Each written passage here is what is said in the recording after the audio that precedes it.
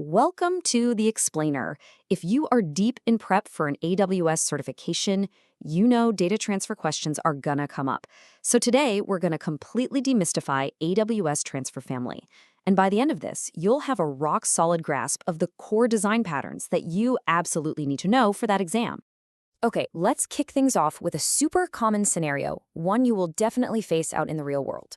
You've got partners who need to send you files using old-school protocols like SFTP. Now, the traditional way to handle this, oh man, it's a headache. You're spinning up servers, you're constantly patching them, you're managing user accounts, but what if you could just skip all of that? And that's exactly the problem AWS Transfer Family solves. It is a fully managed service that gives you endpoints for all those protocols, and then it connects them directly to native AWS storage like Amazon S3 or Amazon EFS. The bottom line? No servers for you to manage, period. To really break this down from a solutions architect's perspective, we're going to walk through these 5 key areas. Think of this as our roadmap to understanding all the critical design choices you'll need to make. So first things first, let's nail down the fundamentals of what the service actually does and, more importantly, the specific problems it's built to solve. So the most crucial point to get here is that Transfer Family just completely abstracts away all the infrastructure. You are not thinking about EC2 instances or operating systems or security patching. Nope.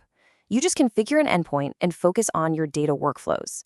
It scales up and down for you automatically and plugs right into the rest of the AWS ecosystem. Okay, now let's get into the first 2 major decisions you have to make as an architect. Which protocol are your users going to connect with? And where are the files they transfer actually going to live? This right here is a classic exam-style question.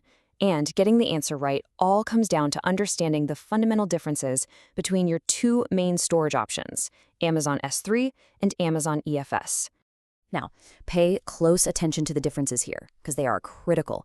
If you're dealing with an older application that expects a traditional file system with POSIX permissions, that classic user group and world model from Linux with commands like chown and chmod, then EFS is really your only path.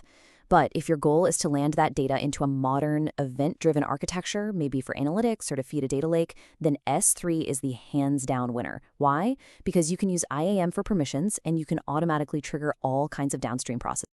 Great, so we've picked our storage. The next critical piece of the puzzle is defining who can connect to our server, and just as important, what are they actually allowed to do once they're in?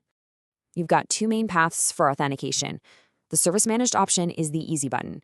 You just create users and store their SSH keys or passwords right inside the Transfer Family service itself. But for pretty much any enterprise scenario, you're almost always going to use a custom identity provider, so you can plug into your existing user directories like Active Directory or Okta. For the exam, you have got to know this 4-step flow cold. 1, the user connects. 2, Transfer Family calls your API Gateway. 3, API Gateway triggers a Lambda function. And 4, the Lambda function sends back a response. That Lambda function is the real brains of the operation. It checks the user's credentials against your identity store, and then, and this is the magic part, it generates a temporary, super specific set of permissions just for that user's session. And here's what that looks like under the hood. You're looking at the API Gateway configuration. When Transfer Family gets a login attempt, it bundles up the username and password and makes a call to this exact endpoint, which acts as the trigger for all your custom logic in Lambda.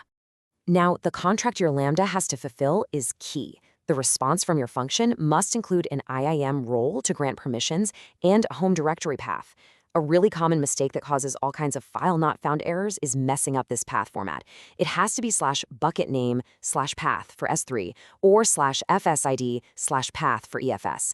I'm telling you, getting this response right is the difference between a happy user and a failed connection.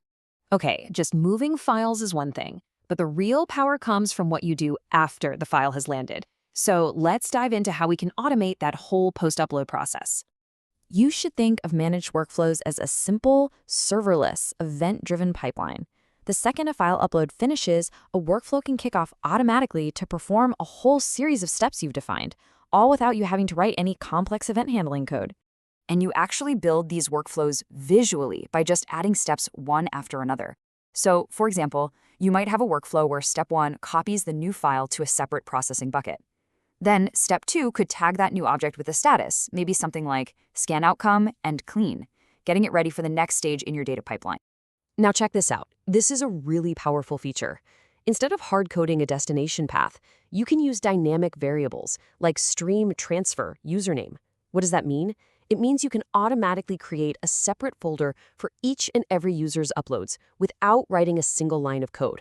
For any kind of multi-tenant system, this is an absolute game changer. And Transfer Family isn't just about receiving files. It also handles business-to-business integrations. With SFTP connectors, you can programmatically push files out to a partner's SFTP server. And for more structured B2B stuff, like EDI documents, it supports the AS2 protocol, giving you a really complete solution. All right, let's wrap this up by covering the essential operational and security considerations. As an architect, remember, designing a system that works is only half the job. Making it secure and easy to monitor is just as critical. Literally everything the Transfer Family server does, successful connections, file transfers, and, most importantly, authentication failures, gets logged in detail to Amazon CloudWatch logs. So if a user calls you and says they can't connect, your first stop every single time should be to filter for auth_failure messages in those logs. It'll tell you exactly what's going on. Now, a massive security decision you have to make is the endpoint type. A public endpoint is reachable from the internet, and you protect it using firewall rules in a security group. But for higher security, you'll want a VPC-hosted endpoint. It has no public IP address at all. It's only accessible from inside your VPC or networks connected over a VPN or Direct Connect, which keeps all that traffic on the private AWS network. And this right here is what that super secure configuration looks like. See how the endpoint type says VPC and the access is internal? This setup guarantees your file server is completely cut off from the public internet. This is a really common requirement for sensitive data, and it's a key design pattern to know for the exam.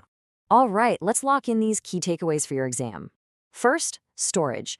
S3 for IAM and modern object workflows, EFS for POSIX and legacy apps. Second, authentication. If it's custom users, it's always the API Gateway to Lambda pattern. Third, automation. Managed workflows are your go-to for simple, serverless post-processing. And finally, security. Lock it down with VPC-hosted endpoints and use CloudWatch logs to figure out what's wrong when things break.